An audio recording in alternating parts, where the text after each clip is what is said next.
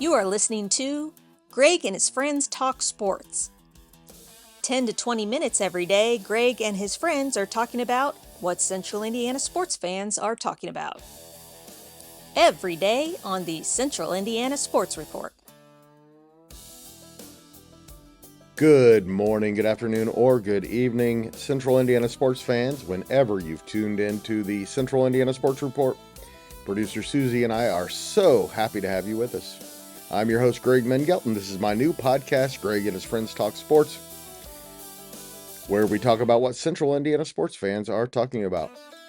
Coming up, IU and the Pacers both lost on Tuesday. I'm joined by our IU Guy Grant Shouse and our Pacers guy Mike Rich to talk about those games. Actually, with Grant Shouse, we talked more about the NCAA tournament implications of the loss, and with the Pacers, we talked more about Mike's response to the NBA's response to Rick Carlise's response to the Pacers being fined for quote-unquote tanking. Plus a whole bunch of high school results, both boys basketball and diving. Before we get to all of that, I want to let you know what's going on at the Central Indiana Sports Report. We released a Pacers report with Mike Rich on Monday. It was a good one. An IU report with Grant Shouse and Mike Hutzel on Tuesday.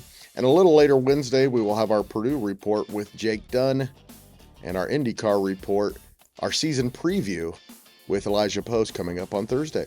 Thank you so much for joining us. My friends and I will be back tomorrow and the next day and the next day and the next day and the day after that. Rough loss for the Indiana Hoosiers on Tuesday night at home against Northwestern. The Hoosiers led by 9 points at halftime and held it till 12 minutes left to go in the game. From there, they were outscored 29-14. Part of that was that they could not stop Nick Martelli, who finished with 28 points. Part of it was also that IU shot just 46% and was out-rebounded 34-23. And just couldn't get enough from their stars. Lamar Wilkerson was just 5 for 17, but led the Hoosiers with 18 points. Tucker DeVries just 3 for 11 from the field with 11. Caden Connerway was 6 for 6 off the bench and finished with 14 points. And Sam Alexis was 6 for 7 from the field and had 13. Here is one of our IU guys and my friend Grant Shouse to talk about just a devastating loss. Grant, the Hoosiers NCAA Tournament hopes took a huge hit last night. Yeah, it's pretty disappointing. Pretty frustrating as well, just due to the fact that this is a game that they had to have, and this is a game you thought they would have. And for them to throw it away the way they did, they had a double-digit lead at one point, threw it away, and just incredibly frustrating and disappointing. No question is the most frustrating loss of the Darian DeVries era to date. I know we've talked about this on the IU report with Mike, but Greg, they've beaten every team they're supposed to beat. They've lost to everyone they're supposed to lose to. Last night is an inexcusable loss because they were not supposed to lose that game. All I could say is incredibly frustrating, and now they're going to have to win out and probably win a game or two in the Big Ten tournament to even be on the right side of the bubble on Selection Sunday. But that's the thing, really. They were playing really well going into the Purdue game, and the last couple of games have been pretty bad, but they should have a good chance to win the remainder of their regular season games, assuming they start playing a little better. Michigan State comes to town on Sunday. Michigan State is a team that Indiana's had their number the last few years. They've really played well against Michigan State at home. I know Michigan State blew them out on the road earlier this year, but even under Archie Miller and even Mike Woodson, it seemed like Indiana always, it was just, they got up for that game, and hopefully they're up for it because it's a national television spot on Sunday. It's the first day of March, so everybody's eyes immediately get glued to college basketball. It's on CBS. Good announcers will be in the building. So it's an opportunity, and I think if they were to win that game, it definitely helps their chances. Losing that game, I'm not so sure really hurts them, just due to the fact Michigan State's a really good basketball team. I'm actually going to the Michigan State-Purdue game on Thursday. I've got a press pass there. So I'll see Michigan State in person, and I'm really excited for that game over at Purdue. It should be a really fun ball game, and hopefully Indiana can get right back on track if they can beat Michigan State and close it out with Minnesota and then Ohio State next weekend. Yeah, on Sunday, it's Purdue, Ohio State, then Michigan State, Indiana, as you mentioned, the first day of March, and that the games just become a little higher intensity as soon as that calendar turns. It seems like that these are tournament games Indiana's playing in now. The tournament has started early, and you kind of don't want that. You don't want to feel like you're playing tournament games before the actual tournament, because if you feel like you're not playing tournament games, then typically you're cruising. You're going to be in the NCAA tournament, or your season has just been a dumpster fire and is over. Indiana, I don't think the season's been a dumpster fire quite yet. I don't think the season's over. They're gonna have to play well the last 3 games of the regular season, and then we'll see what happens in the Big Ten tournament. Indiana's never won the Big Ten tournament, and I'm not sure they ever will. And it's just an opportunity to get back on the right side of things here, I think. Grant Shouse, thank you so much. Grant and I will be talking college basketball, whether IU's in it or not, all through March. Thank you so much for your time, Grant. Can't wait for what's about to happen. Can't wait, man. Appreciate you having me. Michigan clinched the Big Ten with a 77-67 win over Minnesota in Ann Arbor. And potential future Pacer Cam Boozer had 24 points on 8 field goal attempts. That's 3 points per field goal attempt, which is insane. He also had 13 rebounds, 2 steals, and 2 assists. So good. In new number 1 Duke's 100-54 win over Notre Dame. A couple other significant scores in college basketball Tuesday. Number 2 Arizona won 87-80 at Baylor. Number 4 Iowa State won 75-59 at Utah. And the Miami Redhawks improved to 28-0 on the year with a 74-64 win at Eastern Michigan. Former Carmel star Pete Suter, 13 points, 10 rebounds, and 3 steals for the number 21 Redhawks. Also in the MAC, Ball State beat UMass 74-73 in overtime at Worthen on Wednesday night. The Cardinals overcame a 16-point deficit with 12 minutes to go, and Armani Ziegler hit a tough shot over 3 Minutemen in the lane for the game winner with 16 seconds left. In college basketball, Indiana Wesleyan, St. Francis, Bethel, and top seed Marian all advanced in the Saturday's Crossroads tournament semifinals. In the other half of the all-Indiana semifinals is number 2 St. Francis, a 77-50 winner over Taylor, against Bethel, a 74-68 upset winner over number 3 seed Spring Arbor. Our men's basketball Crossroads Conference Tournament preview is coming up with Kevin Helfrich in just a few moments. The Pacers lost their 3rd straight game, 135-114 at home against the Philadelphia 76ers on Tuesday.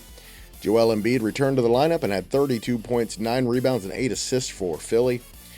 The story for the Pacers was rookie Cam Jones, who started, played 29 minutes, and contributed 13 points, 6 rebounds, and 3 assists.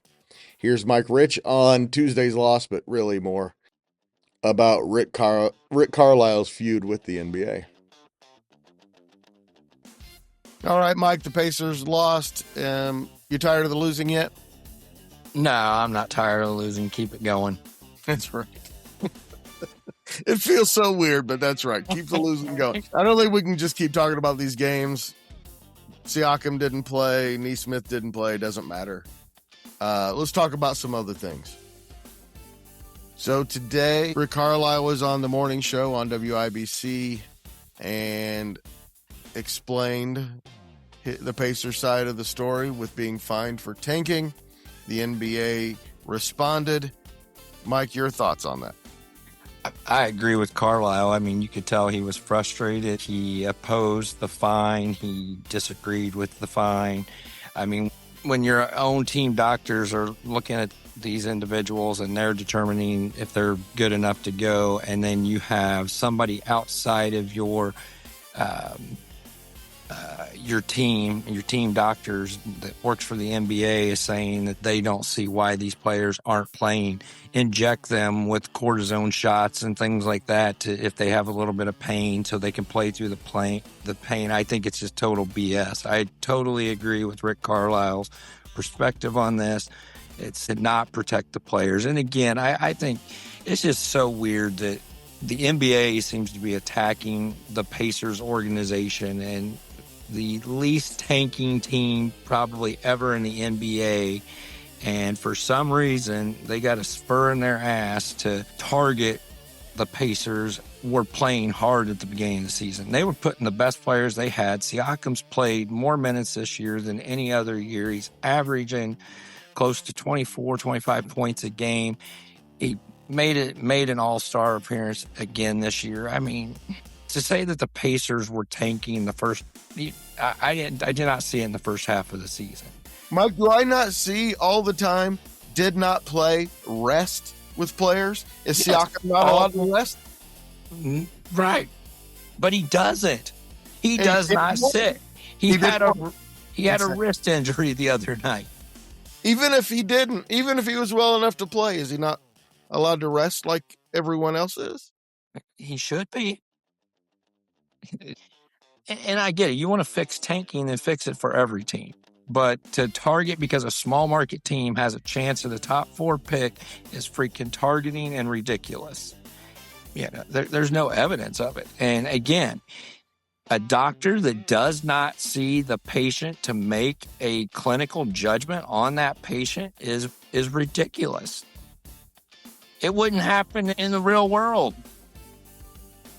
And these are multi-million-dollar athletes that you're trying to make decisions on and saying, oh, just go get an injection so they don't have pain and they can go out there and injure themselves even more. It's a ridiculous stance by the NBA.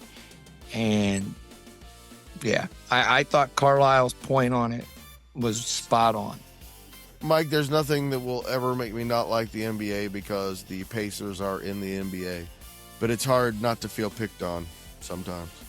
Oh, it's targeting. It is. Seems like great. It is because the NBA does not want a small market team getting a top pick. And it is a 14% chance to get the number 1 pick. A 53% chance to get in the top 4. The Pacers have had a crummy season. Their season started out crummy. And now you have other teams that are kind of down. I did not think the Pacers started out this season, well, we're going to tank this year. They put the best players. They were scrappy. They were trying to win games. Siakam played. He played almost every game the first half of the season. Insane, Mike. It's totally insane. Totally insane. Thanks so much. We will talk again on Thursday. Go Pacers. Go Pacers.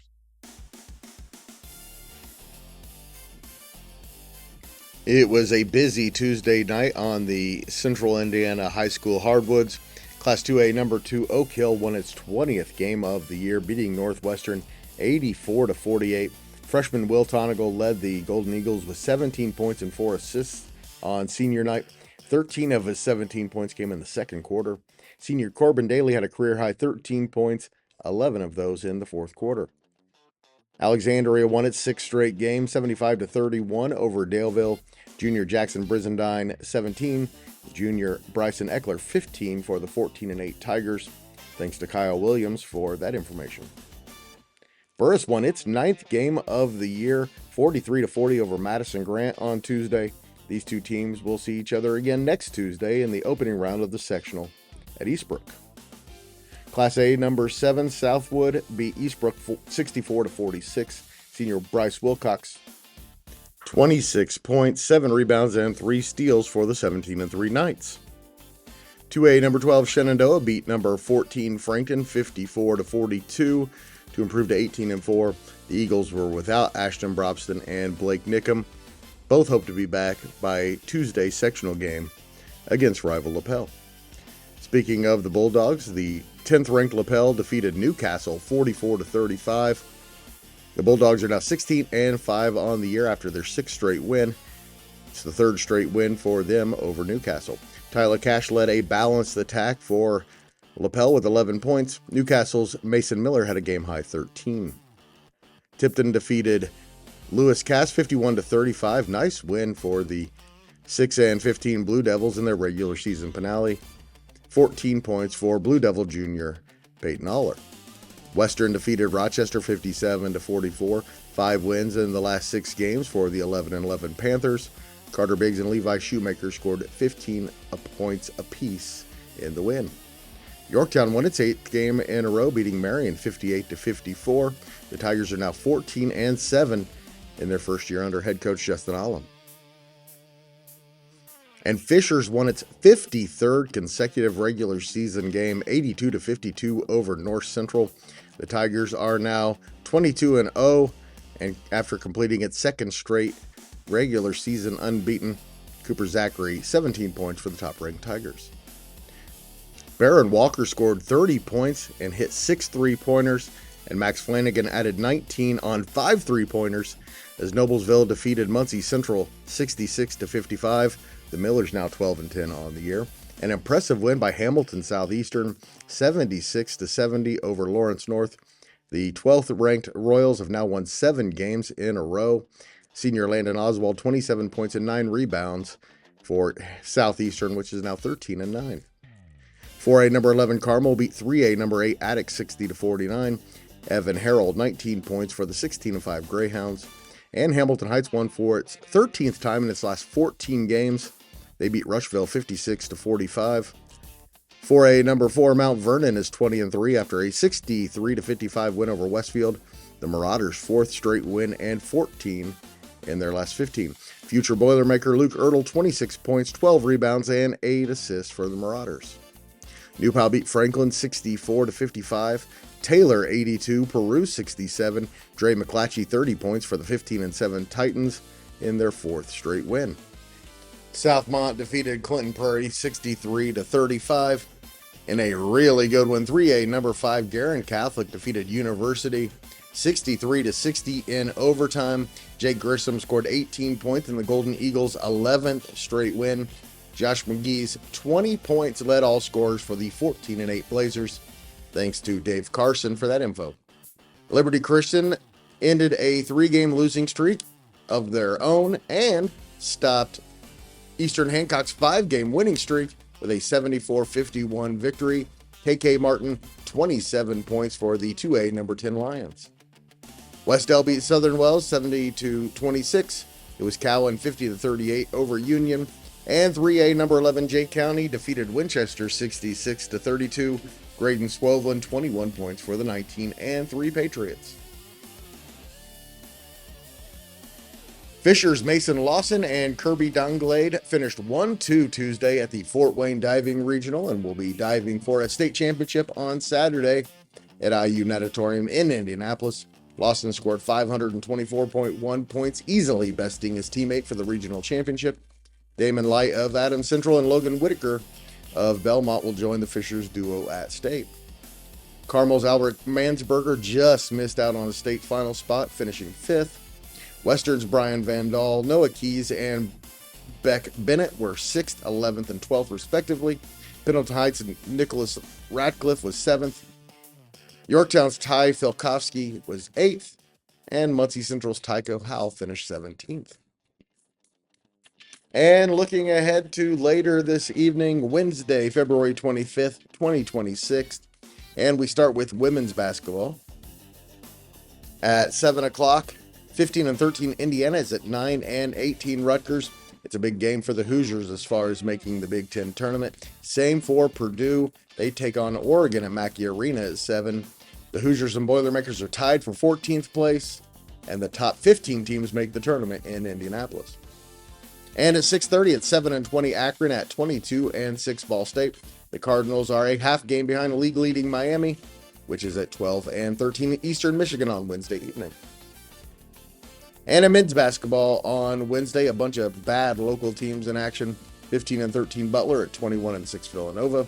12-17 Drake goes to 16-13 Valpo. 10-19 Indiana State visits 14-15 Southern Illinois, and 6-22 Evansville is at MVC leading Belmont. The Bruins 25-4.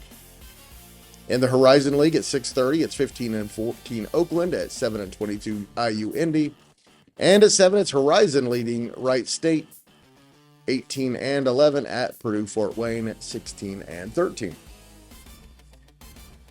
The Crossroads men's tournament gets underway on Wednesday with the quarterfinals. It's number 3 Indiana Wesleyan at home against St. Francis. Taylor's at number 11 Bethel.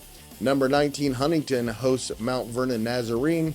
And second-ranked Grace is at home against Spring Arbor. The semifinals are on Saturday. And here's my friend Kevin Helfrich with a preview. Kevin, you and I declared the Crossroads League over not long ago, and then Indiana Wesleyan got right back in it and had a chance all the way down to the final minutes of the season as Grace held on to win the conference championship. Yeah, they're probably second-guessing themselves about right now just because they could have been conference champions had they beaten Grace, just a week or so ago up at Grace, and it really led that game for a good portion of it and just couldn't hold on up there. That's a Grace team that started 21-0, didn't think anybody could touch them, but they're vulnerable right now. They've lost 3 of their last 7 games. They still win the conference over Indiana Wesleyan by just that one slim game margin. Barely Indiana Wesleyan on Saturday. Kevin. They only beat Goshen by 2. That's right.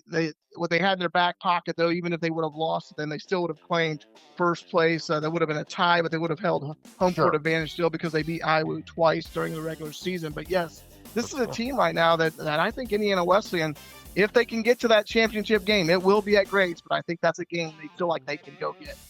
There are no easy wins in this league. In all seriousness, there's not a team you can look past that made the tournament. No, and this is a league where I would go spend money to go watch them, maybe even over Division I games, definitely over NBA games. This is a competitive league, top to bottom, and there's 8 teams in there that have had pretty decent seasons. You look at Mount Vernon, they come in at 6th in the regular season. They win 17 games. Taylor wins 19 games this year. And then you got Huntington with 21, Bethel with 22, IU 24, Grace with 25. Night in and night out, you're going to see good, hard-fought, competitive basketball games and skilled players, really guys that are more about the team than they are themselves, but they're really good basketball players. How many teams are going to make the NAIA tournament out of this league?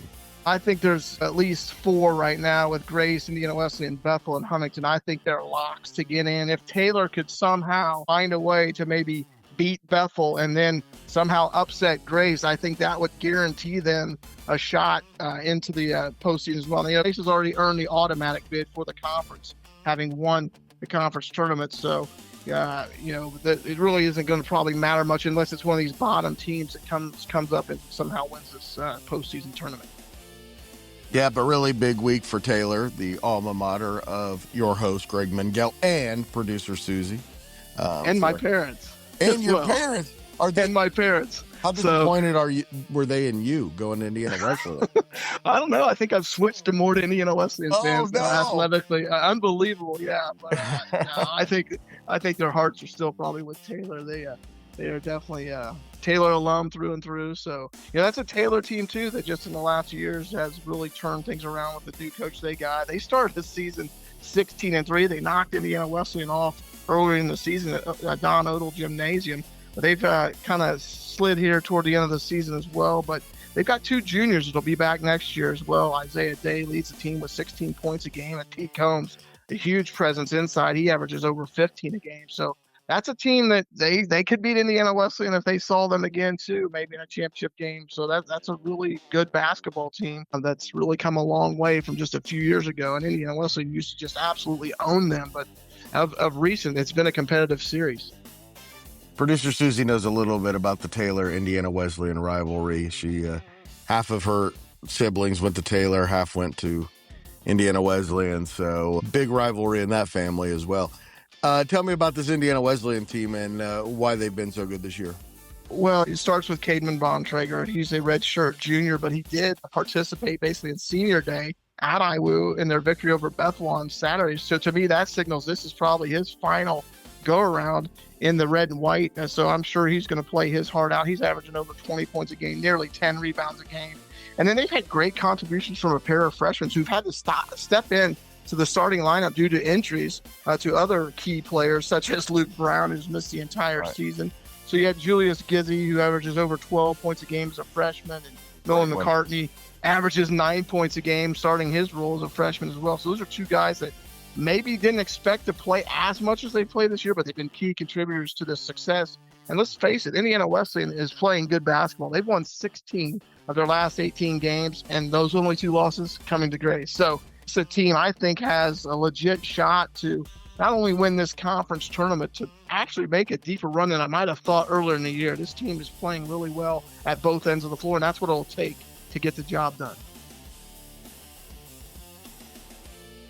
Thank you so much for listening. Always appreciate it. Please share this podcast with a Central Indiana sports fan in your life and help us spread the word that the Central Indiana Sports Report is talking about what Central Indiana sports fans are talking about every single day. We'll have more on Oak Hill and the 2A Girls Basketball State Championship later in the week. Please join us. We're here every day.